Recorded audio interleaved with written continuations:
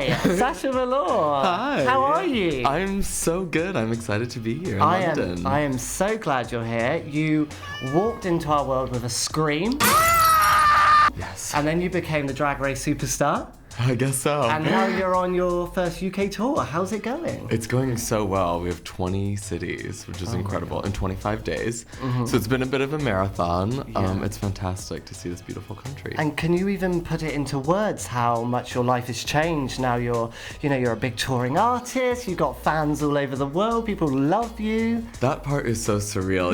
In my heart, I'm still just like producing shows for a little dive bar. I just have to, that's why it's very confronting to realize the audience is so much bigger. But in a certain sense, I'm doing what I've always done and what I've always loved, so I couldn't be happier. Well, I was watching some videos of your performances before Drag Race, because I spy on you on YouTube all the time. Thank I can't help it. There is, it is a similar show, obviously much bigger and different songs and everything, but you stayed very true to yourself, it seems. Yeah, I was really looking for an opportunity to take what I was doing and have this larger scale, have a stage that doesn't like wobble under my feet and snag my stiletto. Health and safety hazard. And sometimes I still do have those kinds of stages. Just a reminder of the glory of drag. Yeah. Let's go back to the show, because at what point did you realise, oh my God, I'm in with a shot. I could win this. Or did you think that from the start? I thought it from the start, to a certain extent, but also I'm a very self-critical person, so the whole time I was like, well, you just blew it at this time, pretty much every day, a little bit. Even stepping out into that final performance, I was like, I don't know if this is gonna happen or not, but no matter what, I've just tried to give everything my absolute all, take every chance. And you did. Yes. And it worked. But there was a moment I felt like when I was watching it, like you were kind of an underdog for a bit. It wasn't until the later half of the series that you really fully came into your own. Do you feel like that in the show, or was that just like an editing thing? That's just the way it's done? No, that's like a me personality thing. It takes me a while to get comfortable somewhere before I can really let my full freak out. Yeah. Because I'm a bit of an anxious person and I'm shy too, which is a bit strange for a drag queen. But it served me well because I think people like drag with a bit of heart and realism too. Ru always says there's that introverted extrovert kind of thing. Is that kind of how you would describe yourself? Absolutely. So it takes a little while and then they get the full freak. Yeah. And how has your drag changed since Drag Race? Has it evolved? Is it bigger costumes, larger suitcases? Now you got that money. Heavier suitcases, yeah.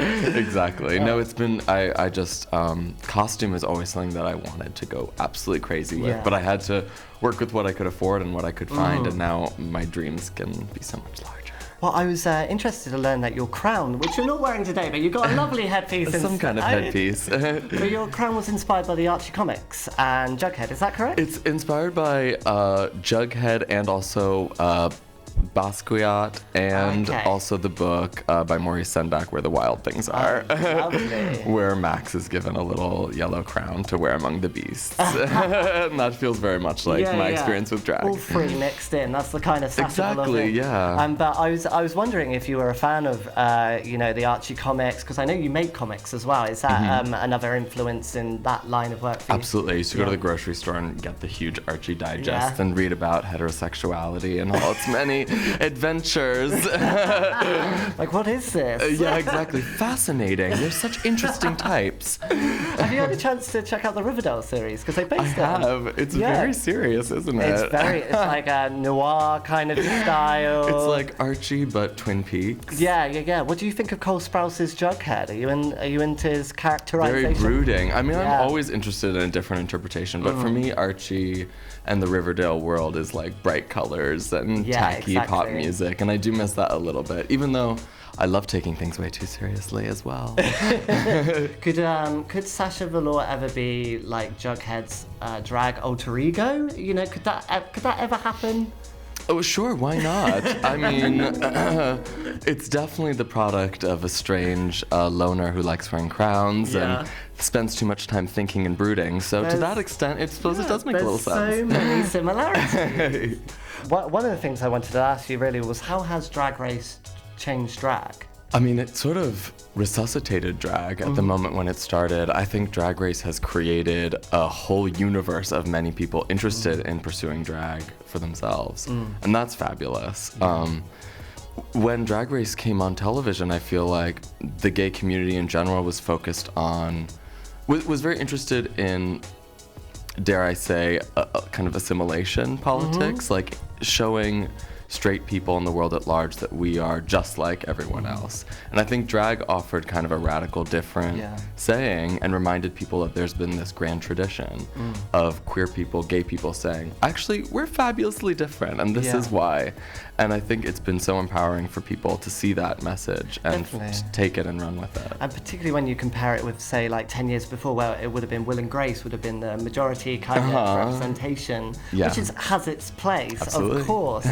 But when you see the change in stories, that gives you hope, right? Exactly. For all the little gay kids who identified with Karen on Will and Grace and not Jack or Will, it's RuPaul's Drag Race offered a pleasant course.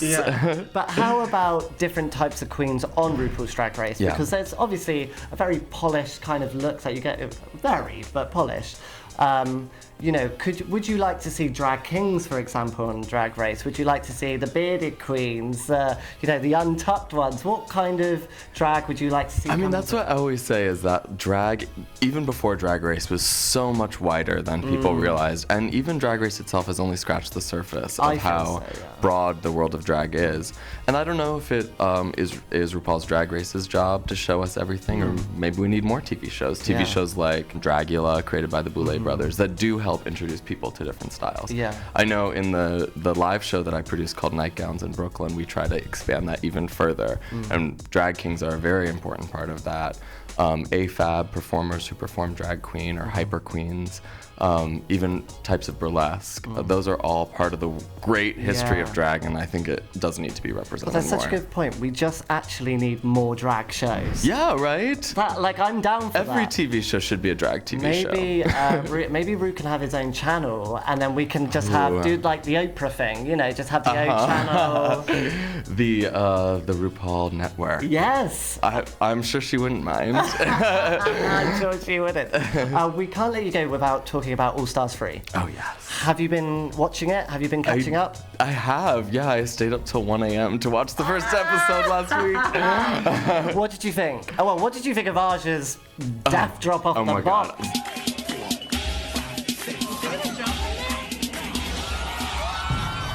We're finally seeing the Aja that I know in Brooklyn and love, and I'm so excited for people to see just what incredible, unstoppable drag queen she is. Yeah, because when she walked into the workroom on your season, you know, you said you were a massive fan. She's everyone's talking about her in New York, and then it was slightly underwhelming.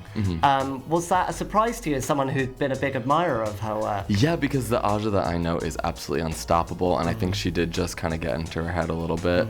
Maybe a product of being so young too. And it's so exciting to see her really slay the game now. I'm excited. And does that mean that you would like Aja to win? Oh, I don't know. I don't really choose teams. I'm not really a sports person, so I've never quite understood that. But I just root for whatever makes me scream. And in that first episode, it was Aja and Ben and Kennedy just brought the house down. It was incredible. That is a very diplomatic answer. Sasha Velour, thank you so much for sitting down on this very squeaky sofa to talk to us. Thank you. Sitting on top of a pug pillow that is really quite gorgeous. Oh, look at that. It's like us in dog form. Oh, it is. Oh my goodness, aren't we gorgeous? Just two cute puppies on a dirty couch. Thank you so much. Thank you so much for having me.